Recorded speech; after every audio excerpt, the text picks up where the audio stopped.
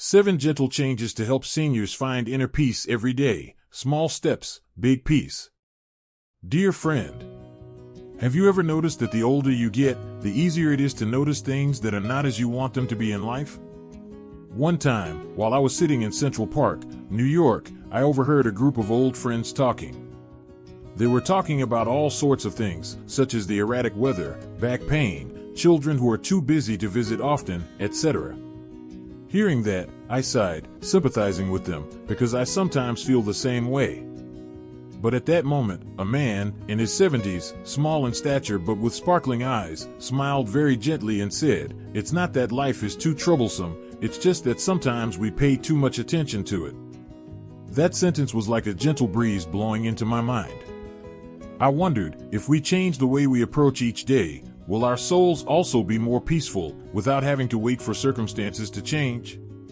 So today, I want to invite you to join me in a conversation about small, yet miraculous, changes that can help us stop complaining and feel lighter in every breath we take each day.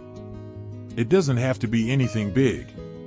Whether you live in windy San Francisco or a quiet neighborhood in Austin, these are easy things to start today. Let's take it one step at a time. One morning, while I was still in suburban Seattle, I took a cup of tea out onto my porch and took a deep breath. The trees were still damp from the night's rain, and the sunlight was softly filtering through the leaves. But then the phone rang, with bad news. My first reaction? Complaining. I thought to myself, why do these troubles keep coming to me? But then I thought, if I keep reacting like this, aren't I just making my day more difficult? First change, focus on what I can control. That's right. Complaining often comes from worrying about things that are out of our control. But if we focus on what we can control, our minds will be much less burdened. A study from Yale University showed that older adults who are able to distinguish between what they can and cannot control tend to have better mental health and are less likely to suffer from anxiety and depression. For example, we can't stop the rain from falling on Santa Monica Beach, but we can choose to bring an umbrella and turn our walk into a rainy day. We can't force our children to call us every day, but we can choose to proactively send them a short, loving message. Imagine, instead of wasting energy getting frustrated with the noisy news on TV, we can choose to turn off the TV, step out onto the porch, and take some time for ourselves. Each time we do this, we are reminding ourselves that we are not victims of circumstances, but rather choose how we live in them. A friend of mine in Denver once said, "I can't control the wind, but I can adjust my sails." A simple sentence, but it has helped me so many times. And when we focus on what we can control, our hearts will naturally be more at ease. From there, we have the space to make the second small change, which is equally simple and profound. The second change, adjust the way we react to unpleasant things.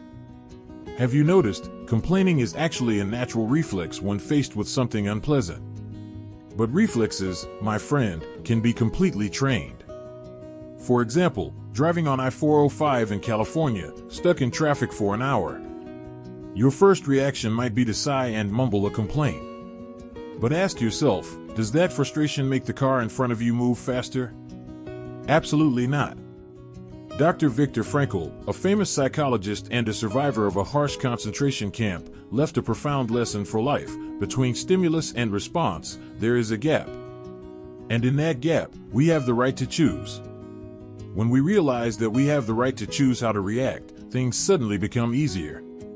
When a child accidentally spills a glass of water on the floor, instead of getting angry, we can laugh and think, water can be wiped away.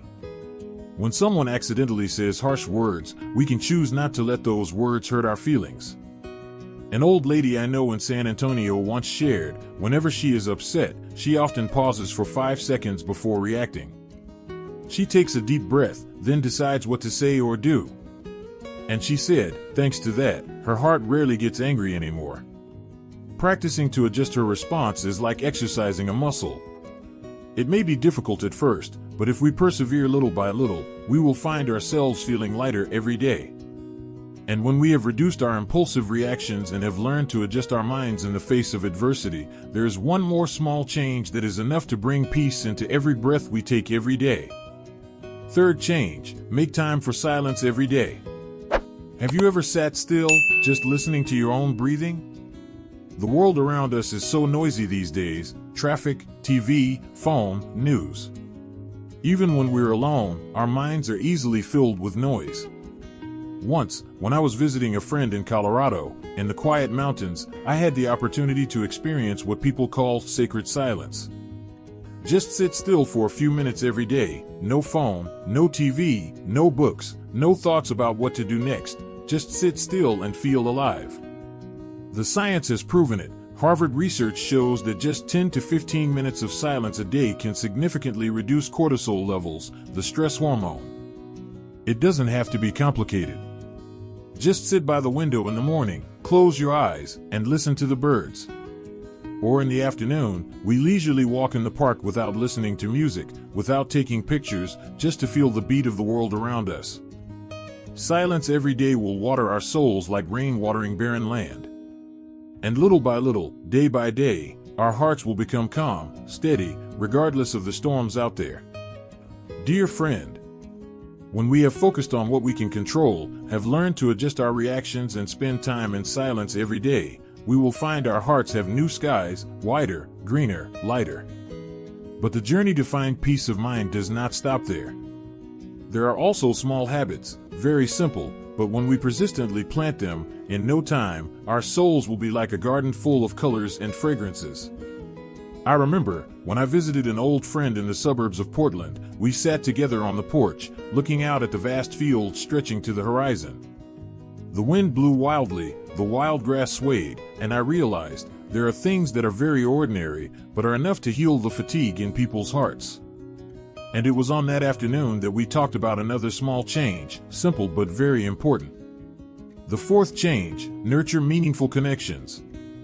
That's right. People, no matter what age, need connections. Not just social meetings, but deep relationships where we can be ourselves, be listened to and understood. Do you remember the last time you sat for a long time with an old friend, just to recall old memories, without rushing, without hesitation? Research from Harvard, through a project spanning more than 80 years, the study of adult development, has shown something surprising. The biggest factor determining happiness and health in old age is not money, not status, but close, sincere relationships. When we have someone to share with, even if it is just a short phone call every week or a handwritten letter sent from far away, our hearts will naturally feel less lonely. And in times of insecurity, just a hand to hold, a sympathetic smile, is enough to warm our hearts. You can start with the smallest things: calling an old friend in Florida that you haven't contacted for a long time, joining a book club at the local library, or simply saying hello to your neighbors every morning when you go for a walk. Those connecting threads, little by little, will weave a gentle carpet under our feet every day. And then, from those connections, we are given the motivation to make the next small change, a change that requires perseverance, but the reward is extremely sweet. Fifth change: practice the habit of transforming negative thoughts. We all know that negative thoughts sometimes come very naturally, like clouds suddenly drifting across the sky. But my friend, although we cannot stop the clouds from drifting, we can absolutely choose how we look at the sky.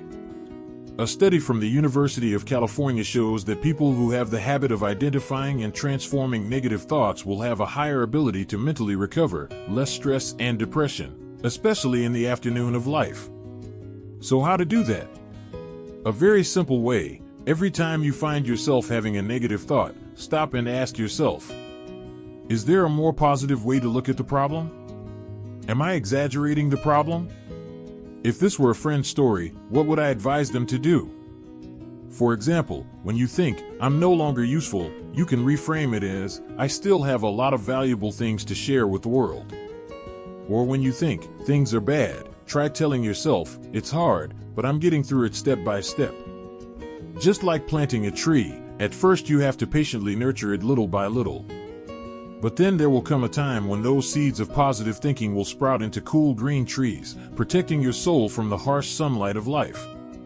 An aunt I know in Arizona once said, "Every day I plant a good thought. Some days it grows right away, some days it takes longer, but I've never been disappointed." When we practice the habit of transforming negative thoughts into positive ones, our souls gradually become more stable, brighter. And that opens the door to the next change, a subtle but extremely important change. Sixth change, slow down to feel deeper. At this age, I realized that there is nothing more precious than the moments when we slow down to truly feel each breath, each heartbeat, each light at the end of the day covering the porch. We have spent so many years chasing after busyness, work, family, responsibilities. Now, it is time to allow ourselves to slow down, not because we are weaker, but because we are wiser. Try one morning, instead of rushing to get up and turn on the TV, sit still in bed for a few minutes, listening to your heartbeat. Instead of eating breakfast in a hurry, slowly sip your tea, sip the sunlight through the window. A study from the University of Wisconsin shows that seniors who practice mindful living, living consciously, living slowly, have a much higher level of life satisfaction than those who live in a hurry. Living slowly does not mean living lazily. Living slowly means we appreciate every moment, every meeting, every smile, every greeting. It means we do not let time pass by unconsciously, but we truly live in each moment. And you know, when we slow down, our souls will naturally calm down like the surface of a lake after a wind. We will hear more clearly the voice from within us, the dreams, the hopes, and even the loves we have forgotten. And dear friend, we have gone through more small but meaningful changes together. Meaningful connection. Transforming negative thoughts. Slowing down to feel more deeply. Each change, like a gentle note in the symphony of old age, contributes to creating a beautiful melody of life. In the next part, I would like to take the final step with you where we wrap up all the things we have shared today and open a door full of hope, full of positive energy for the days ahead. At this point, I believe that in each of us, a new light has been kindled, the light of peace, of small changes that bring lasting strength. One last change, a change that I believe, if we practice every day, our souls will become more and more steadfast in the face of all the storms of everyday life. Seventh change, relax your expectations of others and life. There is a simple truth that only when we have gray hair and wrinkled skin do we truly understand. Life does not always go the way we want it to. Other people do not always behave the way we expect. When I was young, every time someone did not live up to my expectations, an insensitive word, an insincere action, I felt frustrated and upset. But then, over the years, through heartache and forgiveness, I gradually realized. Expecting too much of others only makes us bind ourselves to disappointment. Expecting too much of life only makes us waste the beautiful moments we have now. A psychological study by Stanford University once showed that people who are able to reduce unrealistic expectations will have a higher level of life satisfaction and up to 30% better mental health. That does not mean we become cold or indifferent, but we learn to accept things more gently, more softly. Are people heartless? Okay, we can still choose to keep our hearts warm. Are things in life that go against our will? No problem, we can still find joy in other small things. Like standing in the middle of a sudden rainy day in Seattle, instead of being angry about the rain, we can smile and enjoy the rich scent of moist soil, or watch each drop of water glisten on the glass window. You see, when we relax our expectations, life becomes more spacious, more pleasant. Our souls also stop being tense. Instead, there is a gentle relaxation, like a small stream flowing through the cracks of rocks, without having to force it to find its way to the ocean. So, step by step, small changes, we have painted a picture of peace for our souls together. Focus on what we control. Change the way we react to adversity. Take time to be quiet every day. Nurture meaningful connections. Transform negative thoughts. Slow down to feel deeply. And finally, relax expectations of others and life. Each change, though small, when combined, creates a strong flow that brings us to the shore of serenity. You know, peace does not come from the outside world always going your way. Peace comes from the fact that, no matter what the outside world is like, our hearts can still be as calm as a calm lake.